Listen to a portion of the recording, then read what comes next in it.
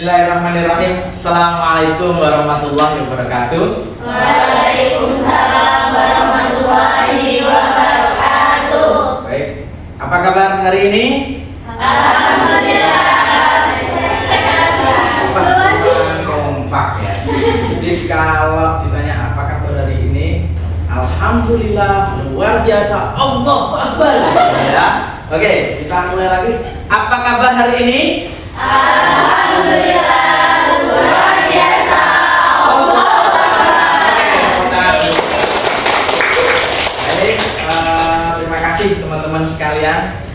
Pada kesempatan kali ini kita akan melanjutkan mata kuliah terkait dengan mata kuliah keterampilan dasar komunikasi dalam konseling. Nah, kalau kemarin gitu ya, kita sudah membahas urgensi dari sebuah komunikasi di dalam konseling. Hari ini kita akan membahas terkait dengan training ya, salah satu skill yang harus dimiliki oleh konselor dalam implementasi konseling. Namun sebelum itu saya ingin mempresensi terlebih dahulu. Nah, ini siapa yang tidak masuk? Masuk semua. Alhamdulillah, bagus ya. Artinya kelas ini kelas yang semangat, yang kompak gitu ya, tidak ada yang izin gitu ya. Oke. Baik, sebelum kita masuk ke attending itu perhatian ya. Jadi sebuah perhatian yang diberikan konselor kepada konseli gitu ya. Dalam proses konseling. Artinya perhatian itu nanti ada beberapa hal yang harus diperhatikan. Nah, teman-teman sudah pernah belajar tentang materi attending? Oh iya ya, ini Mbak Hani gimana attending? Kayaknya tadi cukup menguasai attending ya. Attending. Kalau menurut Mbak Hani gitu ya, Mbak Hani ketika melakukan obrolan aja ya, kita tidak bicara terkait dengan konseling, tapi kita bicara dulu terkait dengan obrolan.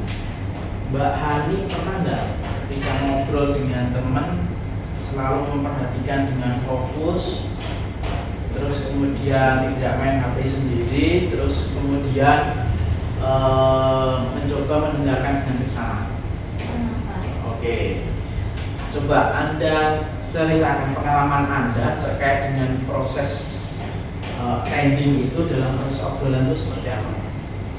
Jadi dalam proses attending itu sendiri ketika saya berbicara dengan lawan bicara saya, entah itu teman ataupun keluarga mungkin, itu hal yang pertama itu saya lakukan adalah mendengarkan dengan seksama apa yang diutarakan oleh lawan bicara saya. Begitu saya sebisa mungkin melakukan eye contact.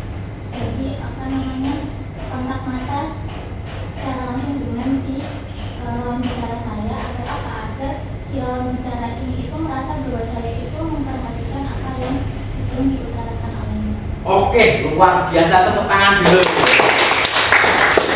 Ini luar biasa ya. Jadi attending sebenarnya sering kali kita lakukan dalam obrolan sehari-hari. Baik, teman-teman sekalian, kita lanjutkan. Nah, attending adalah keterampilan konselor untuk memusatkan perhatian penuh, ya, memusatkan perhatian penuh secara verbal maupun non verbal. Terus kemudian kepada klien atau konseli. Ya, kalau dalam istilah itu ada klien, ada konseli, itu sebenarnya sama, sehingga klien atau konseli merasa dihargai.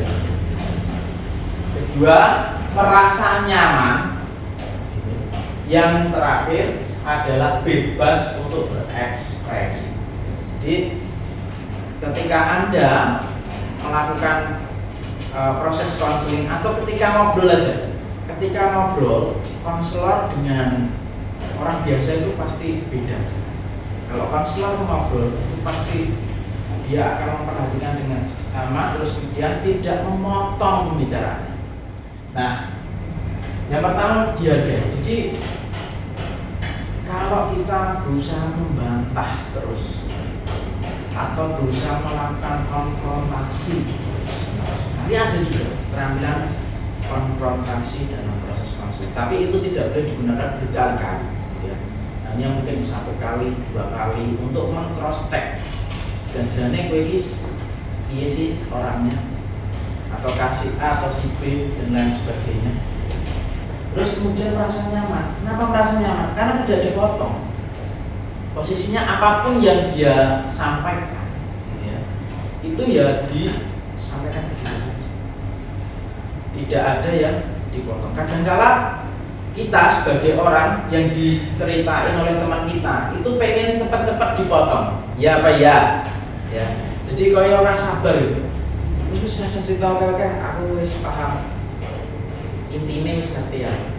Nah, kadang-kala kayak gitu. Iya sih. Kadang konseling datang kepada konselor itu tidak butuh solusi, tapi butuh teman cerita. Contoh, kemarin ada mahasiswa UNS yang bunuh diri, ya, terjun dari jembatan ke bawah. Dia nulis secara kertas.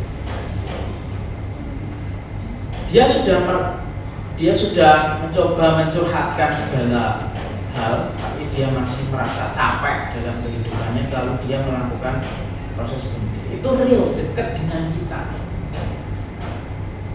Tidak usah jauh-jauh. Orangnya masih satu kota dengan teman-teman.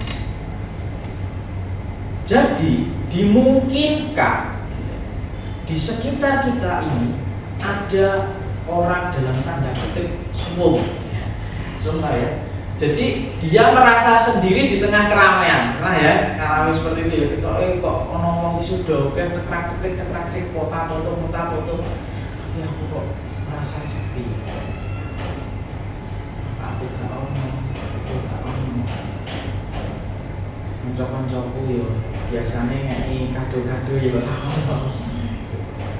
Nah, kadang ada orang seperti itu, dia cuma pengen apa? Pengen cerita, curhat. Ketika curhat, butuh solusi? Enggak, dia udah punya solusi. Dia cuma butuh teman cerita. Makanya teman-teman nih, nanti bisa buat kanal namanya teman cerita. Jadi itu salah satu gerakan yang simple. Kalau kami biasa kerjasama dengan Yayasan Kakak, gitu, itu terkait dengan pelecehan seksual anak dan perempuan.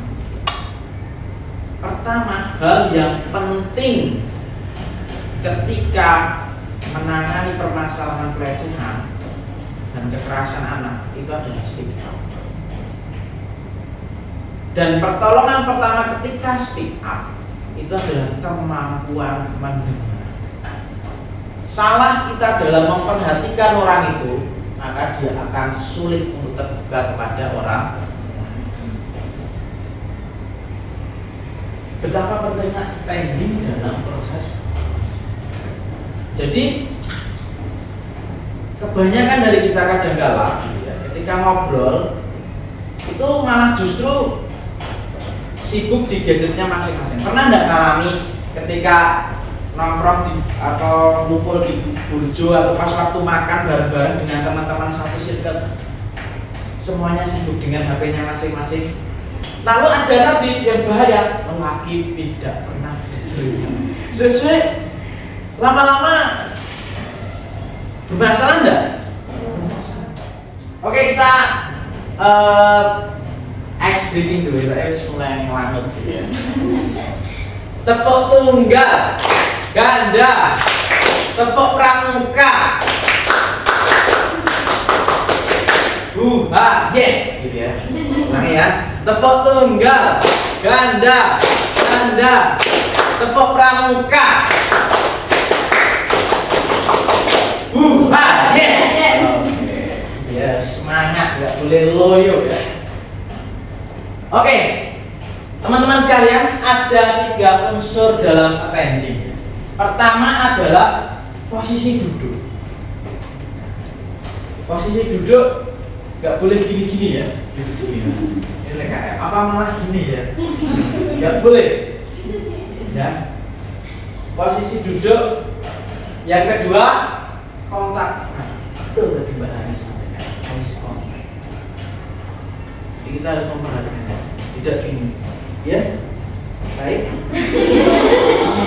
Saya mendengar. Ya, top mantap. Jadi penting sekali untuk kita, ya, terutama muslim ya. Kadangkala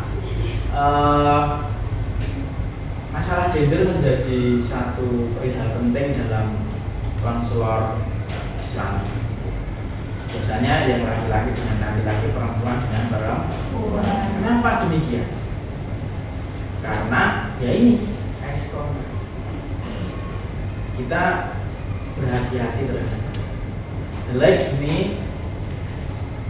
Oh ya konselornya cantik gitu ya. Konselornya cowok gitu. Ini perhatikan karena kita niatnya konselor kan eye contact ya.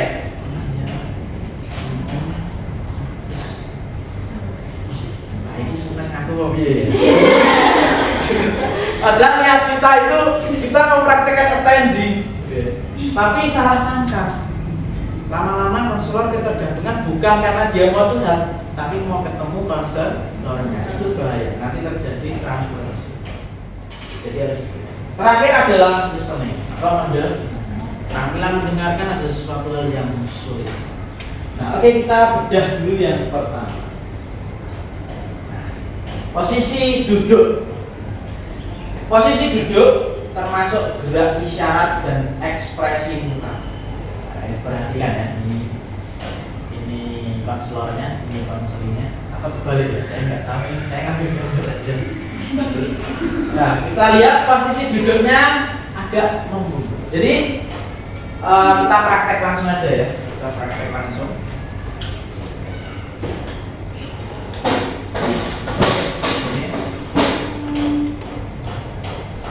Nah, kan Anda sering melihat kalau konseling itu kan konselornya di Pak duduknya ada meja, ini konselingnya gitu ya, kayak dokter gitu ya. Tapi sebenarnya yang ideal itu agak miring sedikit seperti ini. Coba Mbak Ulida sini, terus Mbak Diah sini. Mbak Uli sebagai konselingnya, Mbak Dia sebagai konselornya. Oke, kita coba praktekkan dulu. Yang pertama,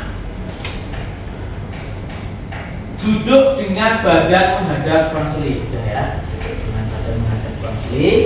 Terus kemudian tangan di atas pangkuan atau bebas ya, atau berpegangan boleh gitu ketika ada masalah yang sulit. Nah kayak gini kalau yang konselingnya cowok, konselornya cewek atau beda gender kan bahaya ya. Gitu. Jadi nah ini proses untuk menenangkan ya. Terus gitu. Nah ini agak maju. Terus kemudian oke, melakukan hal yang responsif tadi. Jadi kalau pas lagi nangis, gitu gitu. Ini proses teknik. Terus yang terakhir adalah senyum spontan atau anggukan. Senyum. Coba sekarang praktek Mbak Uli ceritakan tentang kesehariannya saat ini yang kurang menyenangkan. Nanti Mbak Dia mencoba untuk merespon dengan proses yang pertama, proses. Oke. Coba ini ceritanya aja, dikarang sih. Monggo. Ini saya itu jadi pengangguran yang kayak ada pekerjaan, terus tidur, makan, ya. Oke, terus direspon. Oke, sebentar. Kalau seperti ini, nah, jadi langsung direspon.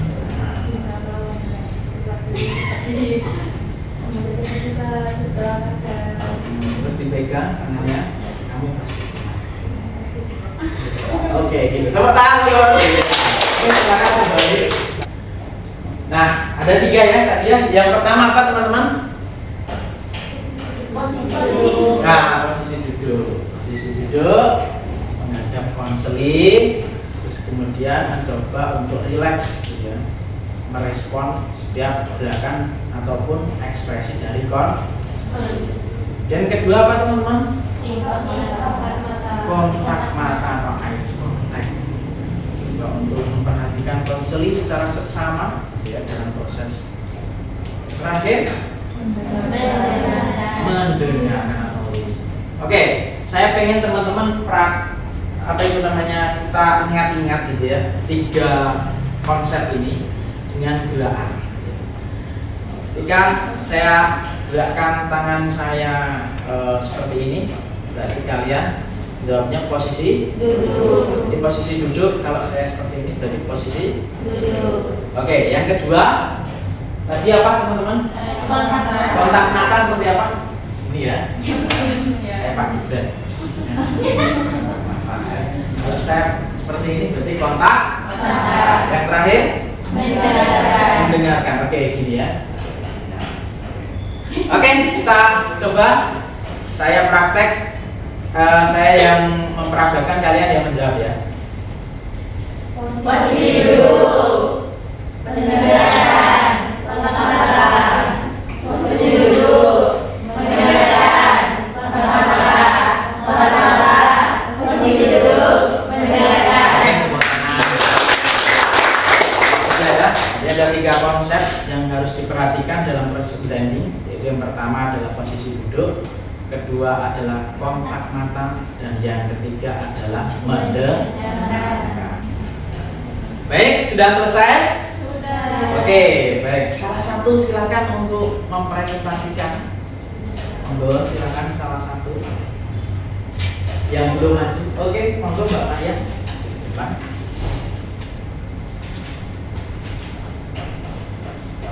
Baik, terima kasih Pak atas waktunya yang telah diberikan. Sebelumnya perkenalkan, nama saya Maya Haryanti. Di sini saya akan mempresentasikan hasil listening saya dalam materi yang telah Bapak sampaikan. Sebelumnya, judul materi kita hari ini adalah keterampilan dasar komunikasi dalam konseling, yaitu bagian attending. Nah, apa sih itu attending? Attending ada kontak mata dan juga listening seperti itu. Oke, baik. Terima kasih Mbak Maya. Oke, teman-teman, kita sudah sampai di penghujung materi. Nah, ada yang ingin ditanyakan? Silakan.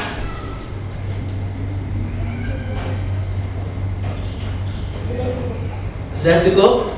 Tidak ada pertanyaan? Oke, monggo, Mbak Tia. Tadi yang soal konselingnya tuh tiba-tiba suka sama konselornya itu ya. Nah itu tuh dia kan udah tanda tangan kontrak, bisa ada beberapa pertemuan. Dan di pertengahan pertemuan itu dia ternyata suka sama konselornya dan nunjukin dia itu kayak ngasih bunga dan lain-lain gitu lah. Nah untuk sesi selanjutnya itu kita harus melanjutkannya apa gimana Pak? Apa harus putus kontraknya dan dari konselor lagi? Oke, pertanyaan bagus. Kita beri applause dulu. Oke, Mbak Tia, pertanyaan bagus. Jadi ketika di tengah ada kendala, ya, ada feel yang masuk dari konseling ke konselor, karena konseling merasa konselornya kayak keibuan banget, gitu ya. Tipikal saya banget. Gitu. Ini konteksnya lawan jenis ya. Ya kalau sama-sama jenis. Jadi yang harus dilakukan di luar proses konseling, Anda harus kembali menekan. Yang jelas harus ditolak gitu ya. Pemberian hadiah itu harus ditolak. Terus Anda akan saya berikan di pertemuan ke 13. Jadi teman-teman nanti di pertemuan 13 jangan aja yang jin, nanti akan ada materi yang bagus, namanya adalah materi mindset, seni dalam mengelola pikiran. Gitu ya teman-teman. Oke, itu Mbak. Oke, ada lagi? Cukup? Oke, cukup. Kita beri applause untuk kita semua. Kesempatan kali ini semoga teman-teman masih semangat gitu ya. Tepuk semangat. Semangat.